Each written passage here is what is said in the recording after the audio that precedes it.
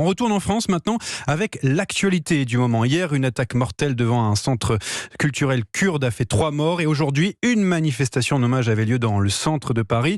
Une manifestation qui a un petit peu dégénéré. Thibaut Hu, vous qui étiez sur place, ça avait pourtant bien commencé dans le calme en plus. Oui, dans le calme, des centaines de personnes réunies avec des drapeaux, des banderoles. Dessus, on pouvait lire par exemple « Stop à l'injustice » parce que ce rassemblement prévu pour rendre hommage aux 3 militantes kurdes tuées à Paris il y a 10 ans s'est transformé en cri de colère après l'attaque d'hier dans le 10e arrondissement. Pour Dogan, un étudiant, c'est la goutte de trop. Beaucoup de colère, beaucoup de tristesse, beaucoup d'incompréhension. On vient aujourd'hui ici pour rétablir la lumière, pour que les autorités françaises prennent leurs responsabilités face à cet acte terroriste.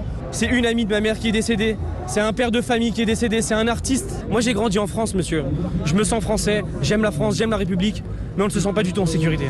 Et pendant toute l'après-midi, la tension n'a pas cessé de monter jusqu'à quelques affrontements avec les forces de l'ordre. Des poubelles en feu, au moins 4 voitures renversées. Alors les CRS ont riposté à coups de gaz lacrymogène.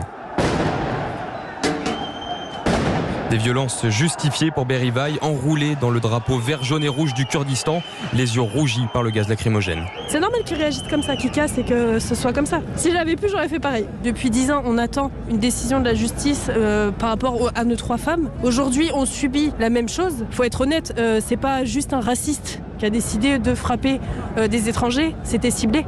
Et nous, les Kurdes, là, les jeunes Kurdes de France, on est choqués en fait, du fait que notre État, il laisse faire.